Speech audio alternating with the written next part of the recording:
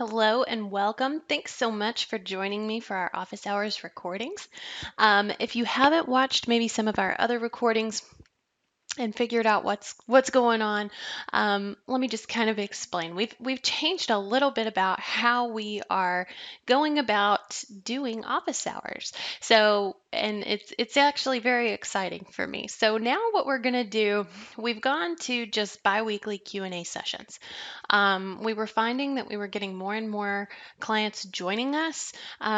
Simply to ask questions, and they needed that full hour to do that. So that's wonderful, and we want you to join us. So please, please, please come join us. Go sign up by going to traininghub.kenio.com and use your Totara seminar that we have set up there to just sign up, and then you'll start getting reminders. We'll also be sure to send out our little promo marketing type email as well. So keep an eye out for that and join us for that Q&A session. We're finding that people are learning from one another. I'm learning from clients, and hopefully clients are learning from me. But what that means is that we kind of lose some of those really cool recordings that I know a lot of you do take a moment to review and look at and utilize, especially when you're trying to do something specific, right? So we're going to continue to do that.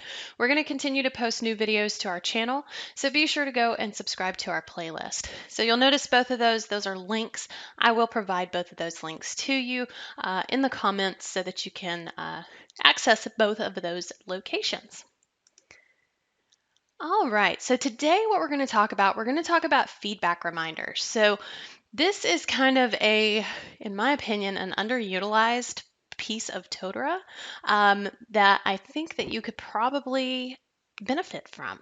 So let's take a look a little bit about our agenda. So what exactly are feedback reminders? Basically, they are tied to the feedback plug-in activity. So the feedback activity in your course, there is a little area called feedback reminders, and we'll step through everything. But there's a little area called feedback reminders. Basically, what they do is based on completion of different activities and resources in the course by your learners, we can trigger notifications that go out to them. All using that feedback activity. And you don't necessarily actually really have to use the feedback activity, which is super cool. So let's take a look at this totally underutilized thing. All right, so I am in a version 12, just typical plain Jane out of the box course, but I have added two things. So I added an assignment and I added a quiz, and then I also added a feedback activity. You do have to have the feedback activity in order for this to work, but you don't have to use the feedback activity, which is kind of cool. Couple of things that have to be set up in order for this to work. So you do have to have some sort of completion criteria on your assignment, on your quiz, things like that. Okay, so you do have to have completion criteria set in the activity itself. You also have to go into your course administration, course completion, and you do have to check whatever activity or resource you're utilizing to count towards completion of the course. You do have to mark those also as completion elements. Okay, so I've already done all of that in my course, and I do have a feedback activity. One thing that I can do if I'm not really going to use it, I just want to utilize the reminders, you can leave it visible. So leave it visible, but then click that minus sign. Put that feedback activity all the way at the bottom of your course, and then click the minus sign. That is going to make this become what we call orphaned activities.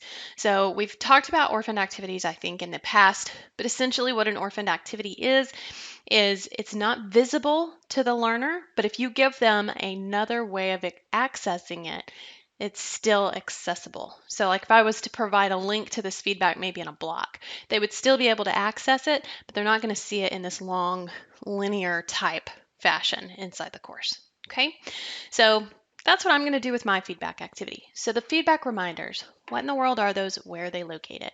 So they're down here underneath course administration, reminders. You may have seen this link and then never could get it to work because you weren't real sure.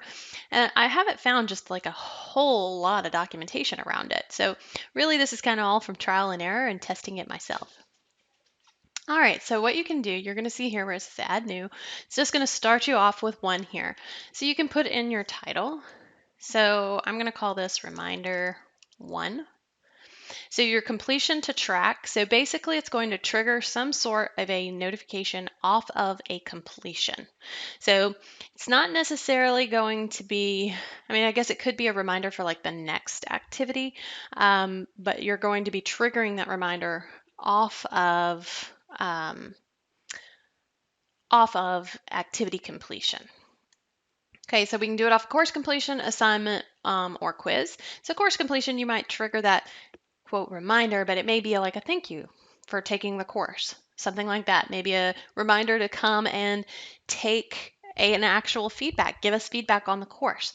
So different things like that. So for the assignment, you do have to select a requirement. The requirement's going to be the feedback activity, but we'll see here in a minute where you don't necessarily, doesn't really matter.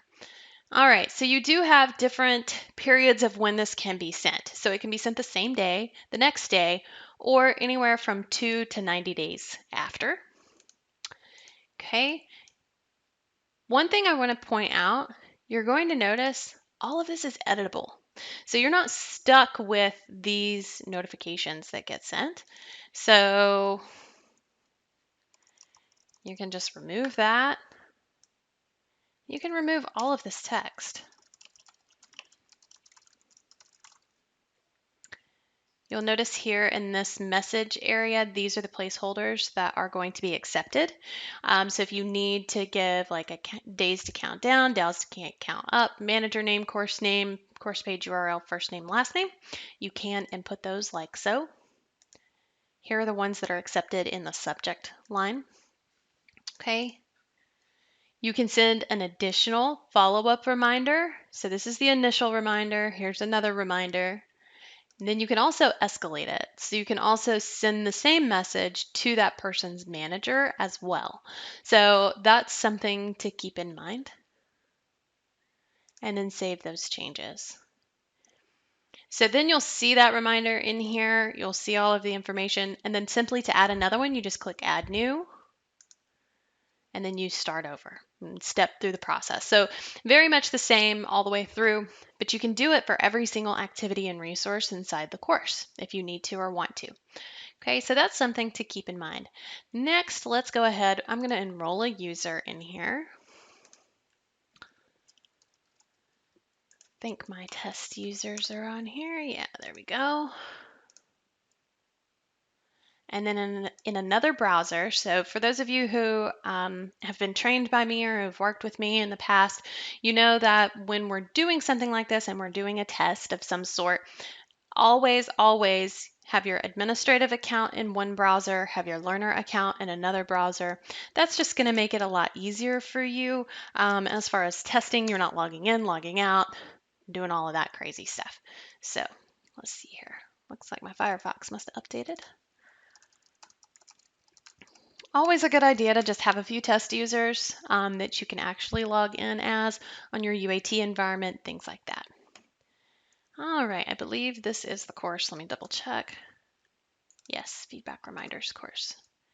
Okay, so I'm going in as Rose. She's my test user. And then we're going to just complete this. I don't remember exactly what the completion criteria was, but we'll throw something in. There we go. Let's go back out to the course. Cool. So she did complete it. And I do have an email address over here.